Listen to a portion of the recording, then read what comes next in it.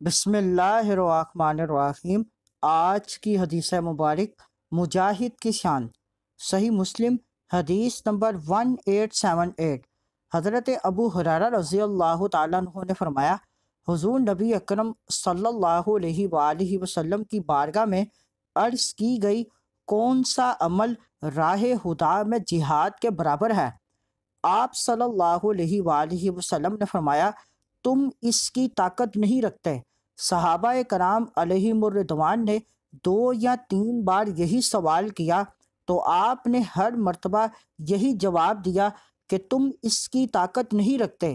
پھر آپ صلی اللہ علیہ وآلہ وسلم نے ارشاد فرمایا، اللہ تعالیٰ کی راہ میں جہاد کرنے والے کی مثال اس جیسی ہے جو دن میں روزہ دار اور رات کو اللہ تعالیٰ کی آیات کے ساتھ قیام کرنے والا ہو، نہ روزے سے تھکے نہ نماز سے، حتیٰ کہ اللہ کی راہ میں جہاد کرنے والا واپس آ جائے۔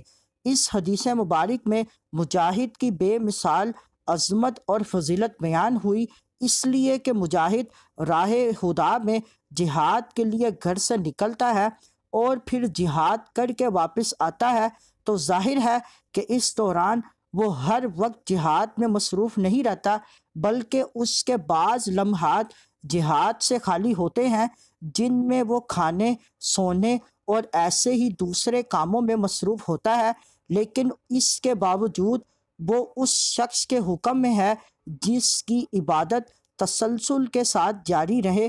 جہاد ہمیشہ کے لیے فرض ہے، لہٰذا امت کو دین کی سر بلندی کے لیے جہاد کا سلسلہ جاری رکھنا چاہیے۔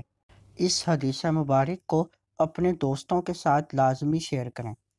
مزید معلومات کے لیے ہمارے چینل کو لائک اینڈ سبسکرائب کریں۔